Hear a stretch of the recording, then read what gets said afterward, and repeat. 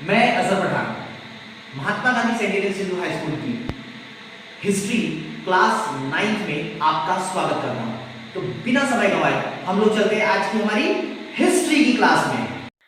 इतिहास और राजनीतिक विज्ञान चैप्टर 2 भारत की विदेश नीति की विकास यात्रा। इसके पेज नंबर 65 पर आपको भारत की विदेश नीति का अर्थ तथा महत्व समझाया गया है, जो कि कुछ इस प्रकार से है। सभी देश अंतर्राष्ट्रीय व्यवस्था के घटक होते हैं। उनमें से कोई राष्ट्र के अर्थों में संपूर्ण नहीं होता। इसीलिए हम लोगों को कुछ प्रयास करने पड़ते हैं, और वो प्रयास ऐसे होते हैं कि कौन सा राष्ट्र कौन से राष्ट्र के साथ मित्रता करे, कौन से राष्ट्र के गुट में शामिल हो, अंतर्राष्ट्रीय राजनीति में कौन सी भूमिका ले। इन सारी नीतियों को हम लोग विदेश नीति कहते हैं। फिर से आपको एक बार समझा देता हूँ। पेज नंबर 65 पर आपको दिया गया है भारत की विदेश नीति का अर्थ तथा उसका महत्व, जिसमें हमें ये बताया गया है कि हमें कौन से राष्ट्र के साथ मित्रता करना है, कौन से गुट में शामिल होना है, और अंतर्राष्ट्रीय राजनीति में कौन सी भूमिका लेना है। इन सारी नीतियों के निर्धारण को हम कहते हैं भारत की विदेश नीति। आई होप, मैं उम्मीद करता हूं कि आप लोगों को पेज नंबर 65 पर दिया गया यह अर्थ तथा महत्व काफ़ी अच्छी तरीके से समझ में आया होगा। इसको और अच्छी तरीके से समझने के लिए हम लोग सीधा अभी चलेंगे आज की हमारी क्लास के डायरेक्ट लाइव सेशन पर, जिसमें मैं आपको डायरेक्ट क्लास के ब्लैक बोर्ड के माध्यम से भारत की विदेश नीति का अर्थ तथा उसका महत्व आप लोगों को समझाऊंगा, जो अभी हम लोग इस क्लास में पढ़ने वाले हैं। क्या बताया मैंने आपको कि अंतर्राष्ट्रीय व्यवस्था में परस्वावलंबन होता है, यह हमारी समझ में आया है, किंतु यह परस्वावलंबन कुछ गिने चुने देशों के अथवा हितों के लिए नहीं होना चाहिए। तो आइए देखते हैं आज का।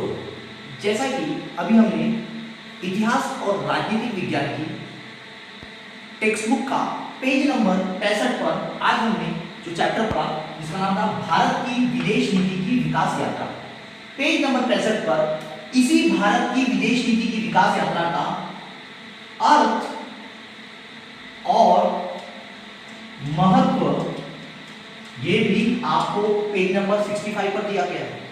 अब इसमें क्या अर्थ बताया गया कि भारत की विदेश नीति का क्या अर्थ होता है।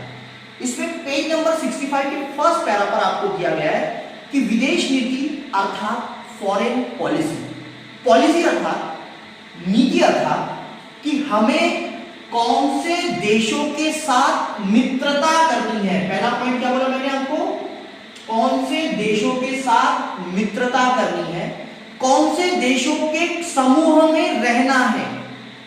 जब हम इस चीज को निर्धारित करते हैं, पहला क्या बताया मैंने, मित्रता, और दूसरा है समूह। हमें कौन से देशों के साथ मित्रता करनी है और कौन से देशों के समूह में रहना है।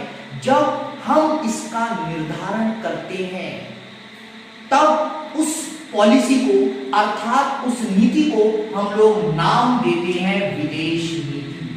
क्या बोला, मैं फिर से आपको समझाता हूं। पेज नंबर 65 पर आपको भारत की विदेश नीति का अर्थ और महत्व दिया गया है कि हमको कौन से देशों के साथ मित्रता करनी है और कौन से देशों के ग्रुप अर्थात समूह में रहना है।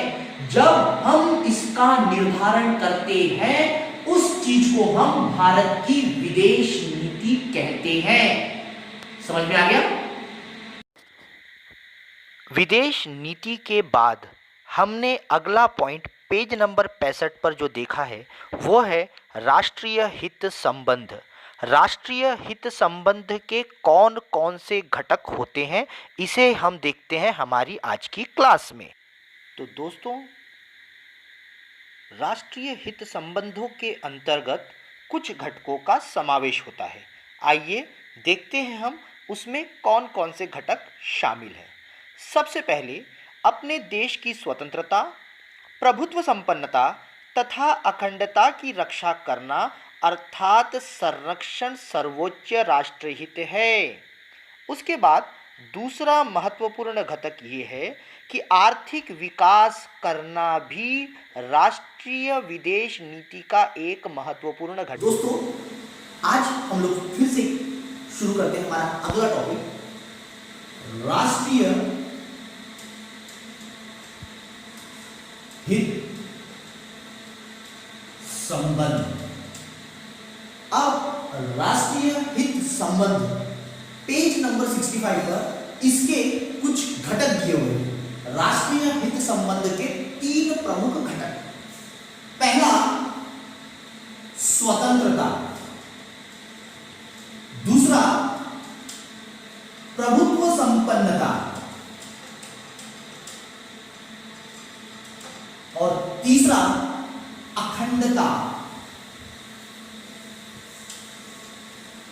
राष्ट्रीय हित संबंध इन 3 घटकों पर आधारित होता है। राष्ट्रीय हित अर्थात बेनिफिट, हमारे बेनिफिट में जो आता है, मतलब देश की स्वतंत्रता, प्रभुत्व संपन्नता तथा अखंडता का संरक्षण करने का हित जहां पर भी होगा, हम उस देश के साथ अपनी विदेश नीति को क्या करते हैं, निर्धारित करते हैं। तो आज का हमारा टॉपिक, हमने 2 चीजें पढ़ी, एक विदेश नीति का अर्थ और महत्व तथा विदेश नीति के राष्ट्रीय हित संबंध के प्रमुख घटक कौन कौन से थे, स्वतंत्रता, प्रभुत्व संपन्नता और अखंडता।